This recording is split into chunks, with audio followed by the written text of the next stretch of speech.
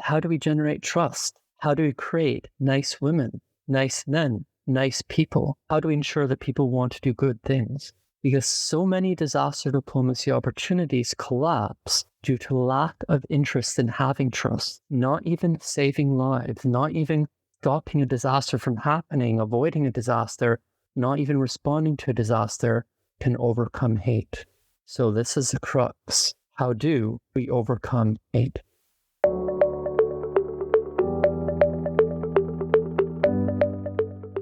So welcome to another edition of the Crisis Conflict Emergency Management Podcast. My name is Kyle, and I'll be your host today. And this podcast episode explores the fascinating world of disaster diplomacy, the concept that international crises, particularly those related to natural disasters, can have an impact on peace and conflict. So today we're going to discuss the origins and evolution of disaster diplomacy, successful and unsuccessful efforts to use it to address conflicts, and the role of communication and trust building, and much more. We're going to delve into the potential for disaster diplomacy to be used as a tool for diplomacy beyond natural disasters and how it intersects with other fields such as health and development. And today we are joined by Ilan Kelman, and is a professor of disaster and health at the University College of London in England and a professor at the University of Agder, Kristiansand, Norway. His overall research interest is linking disasters and health, integrating climate change into both. And three main areas are disaster diplomacy and health diplomacy, island sustainability involving safe and healthy communities in isolated locations, and risk education for health and disasters. So Ilan, thank you very much for joining us today. We're happy to have you on the show. Thanks for the opportunity. Looking forward to it. So let's just start, I guess, from the very beginning, right? And let's just define disaster diplomacy. So if you can help our listeners understand sort of the origins of this concept and how it's been evolved or how it's been changing over time. It's basically disaster diplomacy investigating how and why disaster-related activities do and do not influence conflict and cooperation. So it is very much this whole concept of disaster-related activities before prevention, mitigation, preparedness, planning, readiness, during the emergency response and emergency management, but also after the recovery, the reconstruction, the rehabilitation. The idea being that disasters are absolutely horrific situations and long-term processes because they take a while to happen due to lack of preparedness, and then often people are recovering years afterwards. They do happen in different areas of conflict or war. Could dealing with the disaster, and preferably preventing one, actually help to resolve conflict, lead to peace and cooperation. And sadly, we very much struggle to find clear examples where this actually happens. Often the desire for conflict, often the war, often the animosity between people or institutions or countries, unfortunately supersedes saving lives and helping people during crises. Yeah, thanks for that and for helping us get a better understanding of disaster diplomacy and what that means. What has been sort of the evolution of this? I mean, obviously, we all recognize that disasters will happen regardless of conflict or location or whatever the case is there. When did this become more of a topic about trying to leverage, I guess, for the lack of a better word, the disaster aspects or disaster risk reduction programs or whatever the case is, and try and build in or integrate, conflict stabilization or peace and conflict and resolution? When did these start to merge together? Like all topics, there's a long history which really covers humanity.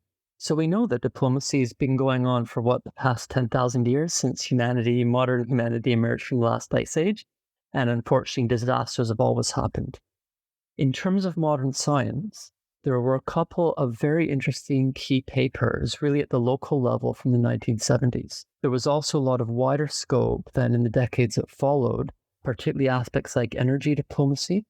So were various energy crises, which were absolutely disasters, and also people trying to use vaccinations and dealing with disease outbreaks in order to bring together particularly enemy states. That was more at the national level.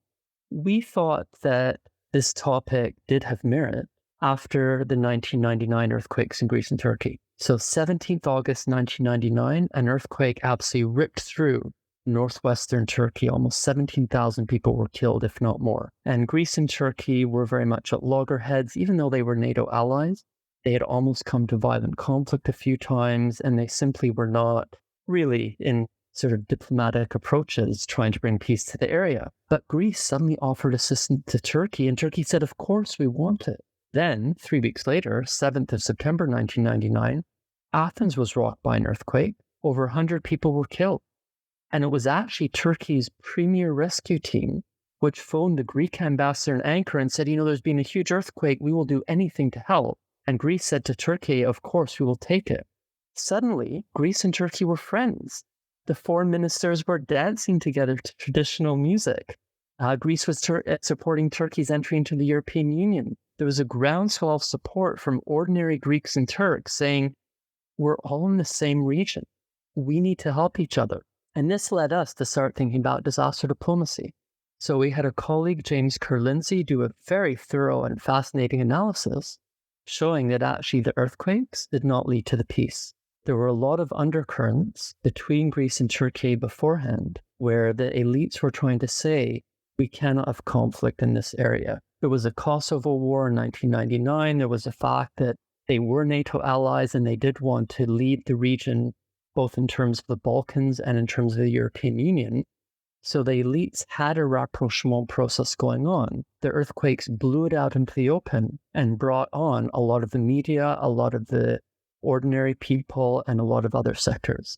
But this also made it a target. So some people said, why are we coming together with our enemy? And in fact, the rapprochement process almost fell apart by people attacking individuals and attacking the process. But because it was long-standing, and we later traced it back several years earlier, because it was long-standing, it did survive. And yeah, Greece and Turkey have had their differences. Obviously, Turkey is not exactly led by a particularly nice person, which does lead to issues regarding diplomacy. But in the end, Greece and Turkey have dealt with disasters, disaster prevention, disaster response training, disaster management, and have really tried to be allies, including through the situation where Russia and Russian-backed forces have invaded Ukraine and occupied territory for several years. So what we see is absolutely diplomacy, cooperation, collaboration, rapprochement between Greece and Turkey. But did it come from the earthquakes? No. Although the 1999 earthquakes influenced it, just as the 2023 earthquake hitting Turkey and Syria influenced it. But in the end, neither derailed nor supported it, was simply one factor among many. And this is absolutely the pattern that we've discovered over the past 23 years now, looking across all sorts of examples, but back to our origins of those 1999 earthquakes. Oh, very interesting. Thanks for that explanation. And when you're going through sort of those events, the first thing I was thinking about is establishing that type of communication and trust that is obviously going to be foundational to disaster diplomacy. So what are some of the challenges that can come up with trying to work with through these diplomatic channels to use disaster response and humanitarian aid and other aspects as a mechanism for diplomacy? You've absolutely hit the crux.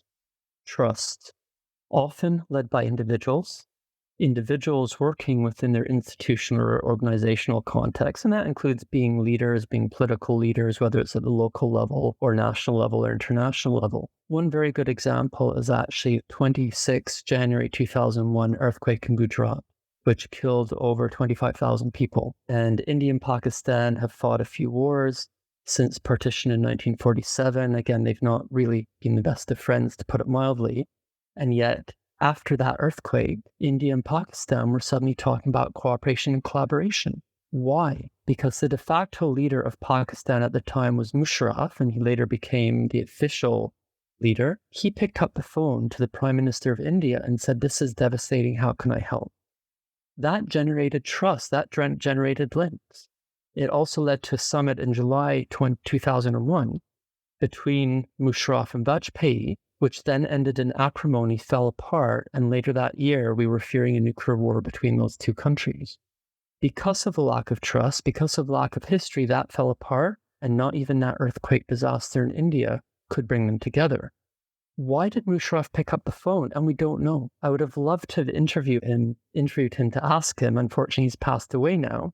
Some people theorize that it was an advisor. Some people theorize it was internal politics. Musharraf definitely trying to take control of the country. Some people say, well, it's a nice guy theory of history.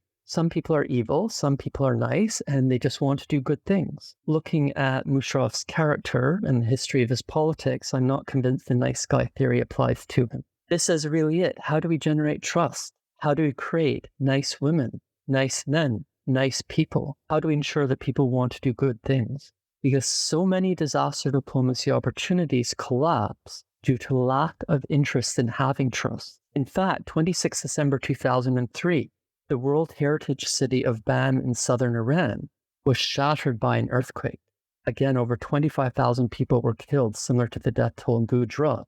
And the world leapt into action and said, we have to help. We need to bring in aid. And Iran said, of course, we're opening our doors.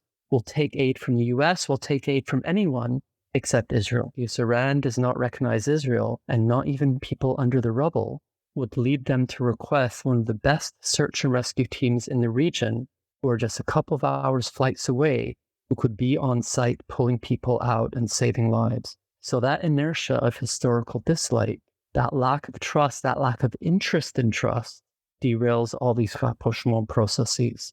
Simply going back to the conclusion, not even saving lives, not even stopping a disaster from happening, avoiding a disaster, not even responding to a disaster, can overcome hate. So this is the crux. How do we overcome hate? And that's a very challenging topic because, as you mentioned, a lot of this is very historical. It's very long term. It's generational conflict that has developed and sort of lasted through, decades. And it's very difficult to overcome. And your examples, I think, are spot on in terms of even in some cases, even the worst humanitarian sort of issues cannot overcome sort of the institutional and long-term generational sort of disagreements between nations. A lot of these programs or a lot of these examples you're talking about are essentially bilateral, right? So between nation states. How much, I'm curious when you're explaining that, has the dynamic changed in some way, some form or fashion by the use of international cooperation mechanisms? So you've got obviously UN OCHA, you've got European Union civil protection mechanisms, you've got NATO, your Atlantic Disaster Response Coordination Centers. And so how has this changed? So obviously we've established there's a bilateral, state to state sort of way to have leveraged disasters or humanitarian response to aid and diplomacy. But what about these international levels? How has that dynamic shifted or changed with the use of these international mechanisms? It's an ongoing investigation, but so far our conclusion is the international dynamics don't change anything. This comes from history. 1783 to 1784, the volcano Laki in Iceland erupted, probably killed over 50,000 people across Europe due to the volcanic ash changing the weather. Denmark, which was a colonial power of Iceland at the time, tried to offer humanitarian aid. And there's a lot of work still to be done to understand it, but it had some successes, but it could have been a lot better. And a lot of that is simply the international dynamics of not overly caring about a colony, the time and the distance required to get there, lack of information, and having more domestic concerns. Unfortunately, even the UN or the European Union or the African Union or ASEAN, other international organizations don't necessarily change that, where the inertia of dislike, the inertia of disinterest, the inertia of not worrying about people dying continues. What we are discovering, though, is something more positive. And this is the individual dynamic, which again is historical. It's not only modern. That informal approaches can be far more powerful than formal approaches or mechanisms. Just like the Greek and Turkish foreign ministers in 1999 had a personal connection which helped drive their countries forward in terms of rapprochement and cooperation, individuals at any level can have influence. The poorest person can talk to someone else, can like them or hate them, can generate trust, can generate animosity. The largest leader from arts, entertainment, sports, and of course science can push forward processes, and hopefully it's for cooperation or not conflict. Despite the difficulties between India and Pakistan, some people say that the two countries were brought together in the last generation most when one of Pakistan's top cricket stars married one of India's top tennis stars. These are different types of diplomacies which can then spill over, come forward into hoping for international and local cooperation regarding disasters, which includes local cooperation which is cross-border. Science diplomacy, what scientists can do. Cuba and the US are an excellent example. When Fidel Castro was a totalitarian dictator of Cuba, he actually implemented amazing health and disaster prevention programs with very exciting results. But he was not friendly with the US, and he often used the disaster in Cuba to reinforce the lack of connection with the US, which helped shore up his power. Meanwhile, in the US, Florida has a strong group of Cuban Americans who didn't want anything whatsoever to do with supporting Castro's regime in any way. They had a lot of influence in Washington, D.C. for the national government. And so any attempts by the White House to make connections with Castro and possibly bring down his government and introduce democracy through giving aid and supporting Cuban initiatives, that was scuppered in return for trying to create barriers. Yet at the individual level, many American scientists and many Cuban scientists were collaborating for hurricane monitoring, hurricane surveillance, hurricane preparedness, as well as El Nino and La Nina, to exchange information, to exchange ideas, and to help both their countries. So that was individual, informal interactions, which undoubtedly saved lives in both the US and Cuba. These informal approaches are possible ways forward, with informality, again, being head of state or head of government, or just an ordinary citizen who wants to do something to save lives. So let's have the human factor, particularly for emergency managers, particularly for crisis responders. Let's just be human beings, deal with each other as human beings, hoping that will ripple outwards and support each other in terms of doing what all of us hopefully want to do, which is save lives across borders, irrespective of politics. Yeah, that's interesting. I'm actually glad that you expanded a little bit beyond just natural disasters because, first of all, when you were talking, I think about sort of the sayings that we use in emergency management, which is that all disasters are local. So everything has a local impact and is driven locally. That's the first response mechanism, and all the recovery happens locally. And so all disasters are local. And it's interesting to use that example of just cross-border cooperation because just even that, communities that live on borders between states in the United States or between countries in Europe, there's often a lot of cross-border cooperation regardless. And so a lot of application of local diplomacy efforts.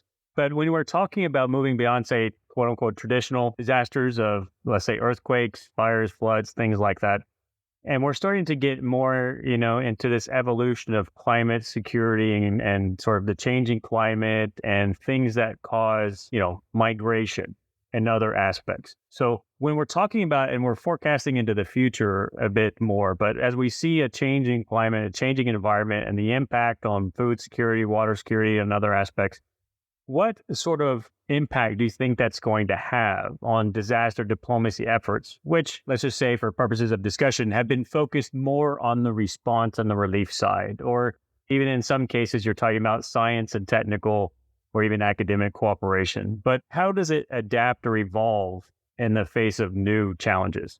This goes to the fundamentals. You've raised a wonderful one, all disasters are local. The other one is no disaster is natural. The environment does not build structures that collapse in earthquakes. We have all the technical knowledge we need, but still we see structures collapsing in earthquakes.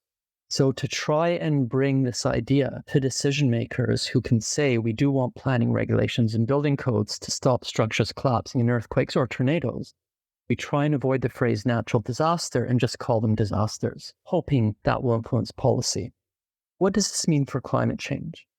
Well, by definition, climate change is affecting the weather. We know we are changing the climate rapidly and substantively. We're seeing that in the weather.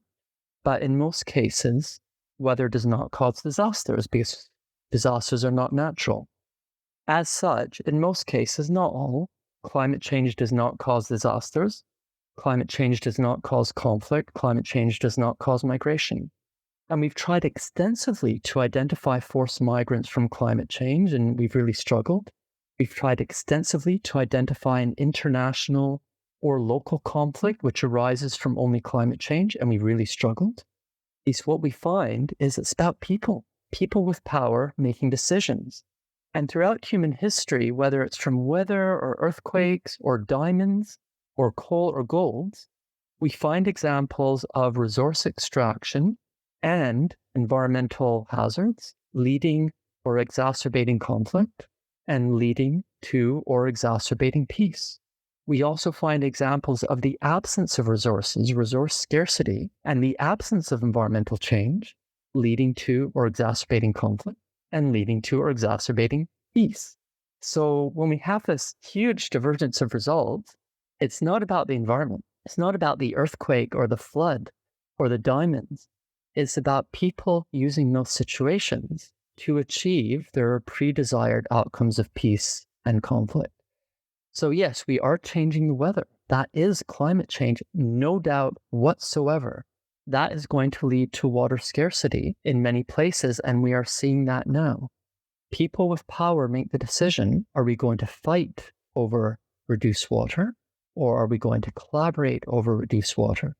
Are we going to implement water conservation measures to avoid a worse drought? Or are we just going to build a dam on our territory and cause problems for the country downstream across the border, which, for example, India has done with respect to Bangladesh? And there's a lot of issues surrounding the Nile about water resources. So with the transboundary river, like the Ganges, like the Nile, countries could sit down and say, whatever happens, we are causing major problems for the climate. We are doing climate change. We are causing it. We have to deal with the melting glaciers in the Himalayas. We have to deal with the radically altered weather patterns around the Nile. Can we work together, or are we just going to draw lines on our national borders and say, you can fight us, we're going to do what we want? And these are political decisions, nothing to do with how the weather is changing or the fact that we're changing that weather. So this is where we need individuals with the power and the choices to take the opportunity to want to seek peace, rather than, unfortunately, all the domestic and resource issues and political issues of grabbing power and retaining power, which then often leads to wider scale conflict.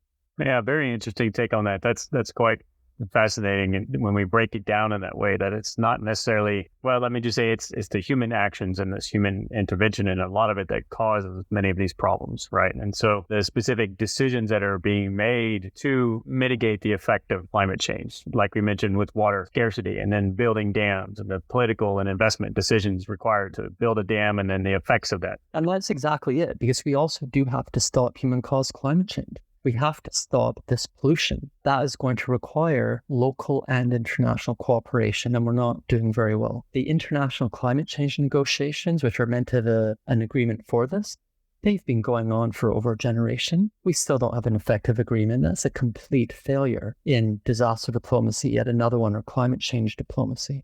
Conversely, we do know one disaster that we're seeing now, which is directly linked to human-caused climate change, and that's heat waves. So the heat and humidity that we are seeing around the world today, and of course over past years, directly linked to human-caused climate change. We've not seen anything like this in human history of the past 10,000 years. And when this knocks out food and water, when people die simply being outside in the fields or as construction workers or delivery workers, they basically have no choice. They are forced migrants or they die in place. And this is the one example which is huge, devastating, and terrifying of forced migration of disasters which are caused by human-caused climate change, directly linked. And we are going to see a lot more of that.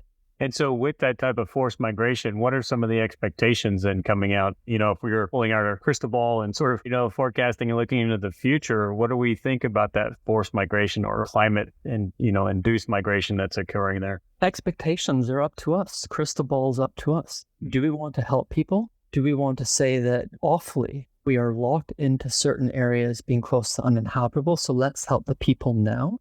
Or are we just going to wait for them to flee without any choice and then deal with all the hate and the politics and the horrible human impacts that we're seeing now with regards to migrants, not all of whom are forced, but some of them are? Or are we going to plan ahead? What we need to do now, and what I hope the expectation would be, with leaders, number one, stopping human-caused climate change to at least reduce some of the terrible heat impacts. Number two, identify the specific locations that will be very difficult to live in without high death rates. Number three, support the people to move to places which are as close to them currently as possible. I mean, moving intercontinentally, why should that happen? That will include some cross-border, that will include some internal displacement. Irrespective, let's support them to do on their own terms in their own ways, rather than waiting until it's too late. But my crystal ball says that we are increasing our hate in society. We are increasing our dislike of other people in society. A lot of people are understandably concerned that people don't have livelihood opportunities where they are and are just trying to earn more money by migrating across borders. And I would prefer to help people stay in place.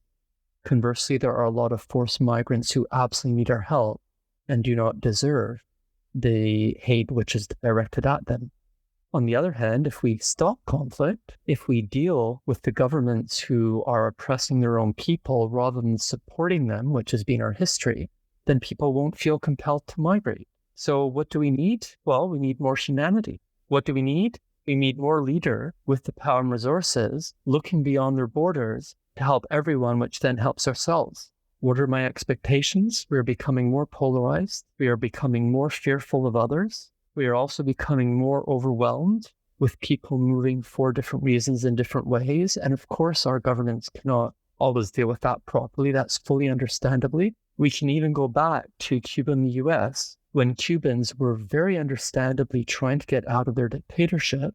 But if the US picked up Cubans in the ocean, they returned them to Cuba. The idea was to save Cuban lives because far, far too many people were dying on the sea. And this is happening in the Mediterranean and people trying to get to the Canary Islands at the moment. So let's really focus on saving lives. But ultimately, the trend at the moment, what we are seeing is unfortunately less diplomacy and therefore more disaster. Yeah, definitely. I would agree with that. I think that there's a large movement to, for lack of a better term, sort of nationalize and then have a national perspective about things these days. But there's a lot of value in investment and trying to create stability in other countries so that you can reduce the potential for mass migration and everything else that goes along with that. You simply just can't shut down everything and nationalize and focus on your own country because you will still have external factors and impact upon your own country. Whereas if you take a more holistic view of like what you're talking about, and if you want to create stability in those other countries and help foster economic development and cooperation to be able to provide,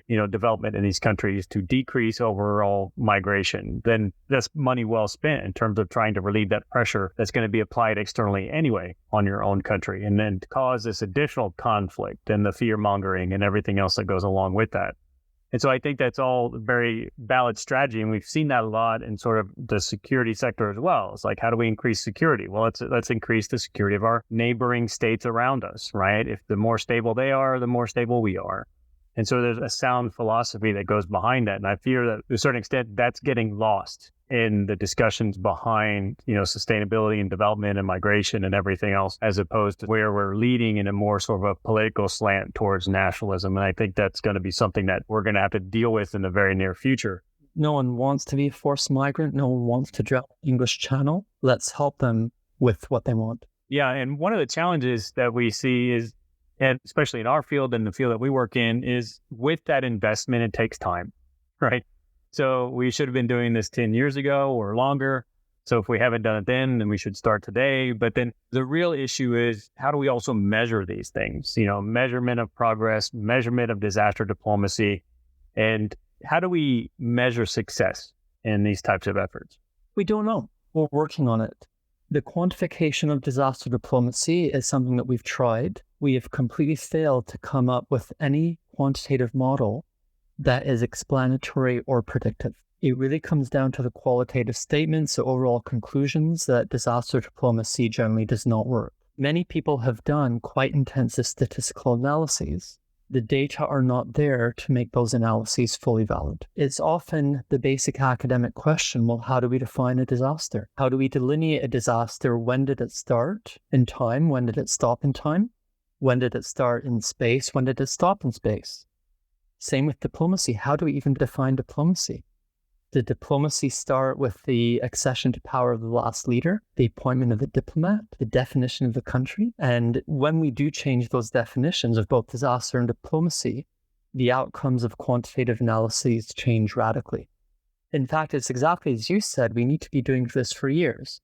If we want to stop the influx of forced migrants to richer countries, not because we dislike migrants, but because we want to help people in place and build up other countries, one of the best times to have started was the day after World War II ended. It's a bit late for that. So the second best time to start is today. And that's a qualitative statement. That's a qualitative analysis. We can try and calculate how many people die in a disaster, how many people are injured, how many people are forced to move into disaster. We can calculate how many meetings diplomats have had, how many bilateral and multilateral agreements countries sign. Is it even worthwhile trying to correlate those values? Because they may not be correlatable. They may not actually match the statistical analyses which are being done. And then people will quite rightly dispute those ideas of how we're defining disaster. So yeah, we're continuing to work with numbers. Others are doing a lot of very exciting work using different databases. So far, there is nothing quantitative. There are no metrics I can actually offer to say this is how we can show numbers for disaster diplomacy succeeding or failing. So far, the only robust statements that I can make are qualitative. Yeah, thanks for that. It's very interesting and something that echoes a lot of what we've seen with our work as well. And we often have, or at least I personally have an expression of there's a lot of personality-driven operations. And so it's up to people at the end of the day and whether or not they are willing, as we discussed, whether or not they're willing to make decisions that will help build peace and stability in the region. So with this whole broad discussion in terms of disaster diplomacy and all the different aspects and helping your neighboring countries and states, are there any ethical concerns associated with disaster diplomacy? Yes. What is the humanitarian imperative? Why are we trying to link pulling people out of the rubble with long-term peace? Many emergency responders, many humanitarian agencies take the line that they are and must be neutral, unpartisan, and objective. They provide help irrespective of the individual. No one can dispute how laudable that is. No one can dispute how that much protects the rescue workers and emergency responders, as well as ensures that we are saving as many lives as possible. The converse is more academic. No individual is neutral. No process involving people can be objective. Nothing involving politics is ever unpartisan. Everything regarding disasters is fundamentally political. Again, there are no natural disasters. So the ethical concern is, well, what do we do about this? We know that taking the ideas of neutrality, unpartisanship, and objectivity has had incredible successes. Really positive, really exciting, and this has been demonstrated over decades. On the other hand, we don't really want to be dishonest or misrepresent by saying we are neutral, unpartisan, and objective. Everything is political, and we see their long-term political processes. So the ethical question is really, what do we do about it? And the answer at the moment is it's contextual. Sometimes we do have to always consider the long term. We always have to bring politics into it. We must link politicians with rescue workers on the ground. Other times, that's just going to kill the rescue workers and could even undermine good politicians. So let's separate it, pretend to separate it, or at least temporarily just say we're going to separate it and then we'll re-engage with those longer term processes. Is that ethical? Well, for me, as long as we do reach long-term goals of avoiding disasters and avoiding conflict, I'm happy with that.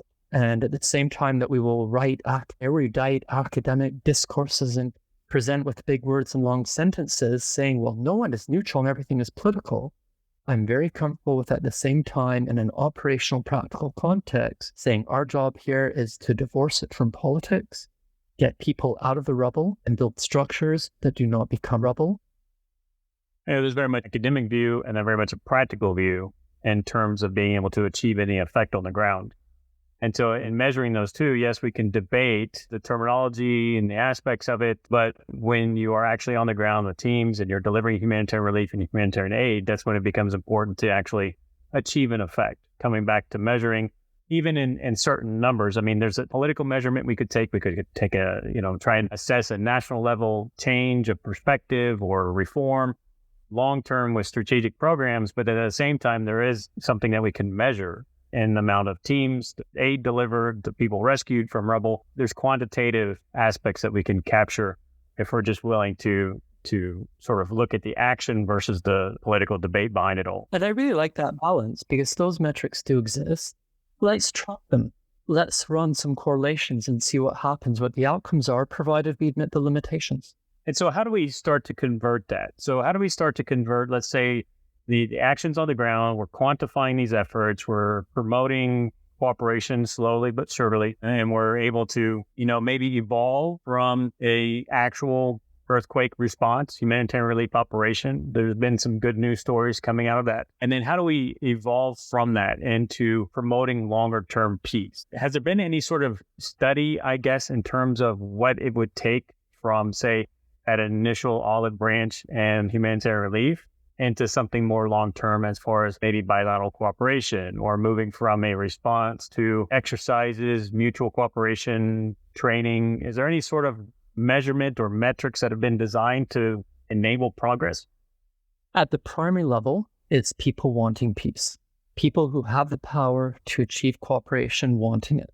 And that happens irrespective of disaster-related activities. They will use disaster-related activities as one excuse among many to achieve that.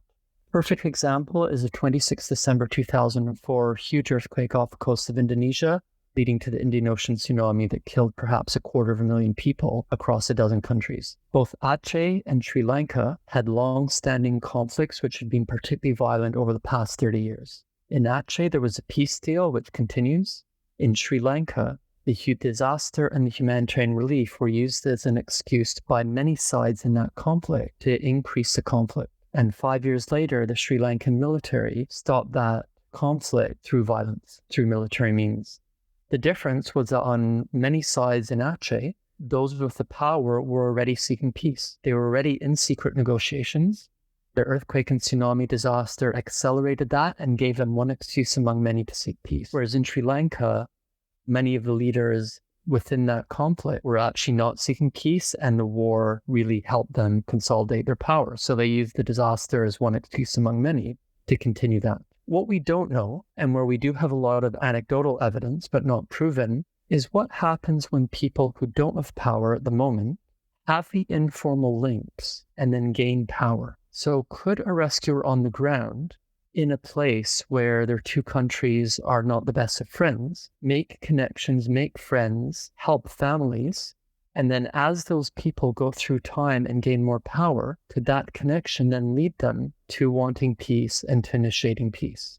This is an informal aspect. This is a personal aspect. So how do I approach it? I want to talk to people. I want to learn from them. What does change people's minds from hate to love? What does change people who have power from saying, I'm going to turn my people around from not wanting others and not liking others into putting our resources to helping everyone and therefore helping ourselves?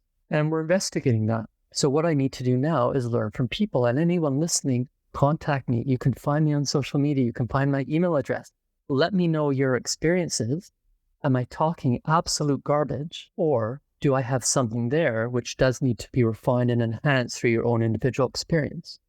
We're also going back through history, trying to learn about these long-term processes. With some colleagues, we developed a 1,000-year history of Kashmir, starting more recently with the 2005 earthquake that killed over 75,000 people and had a lot of impact on India, Pakistan, China relations.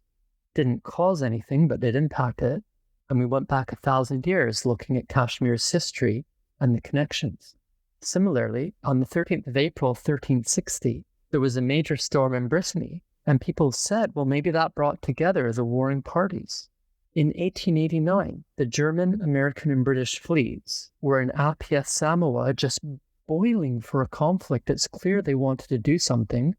A cyclone went through, knocked out parts of the fleets, and a peace deal was reached. Did that cyclone cause a peace? Were there secret negotiations going on? Would they have reached peace anyway? We don't know. What did that mean for the subsequent colonial approaches to Samoa, followed by independence and the way Samoa deals with cyclones today? Well, we need to talk to people. We need to look at the archives. We need to learn. This is far from over. We are far from definitive in our answers. Please, anyone join us, contribute, let us know where we're making mistakes so we can answer more clearly exactly those questions, and then advise people, what do we do now for avoiding disasters, disaster risk reduction? How can we be ready for when the next disaster suddenly appears?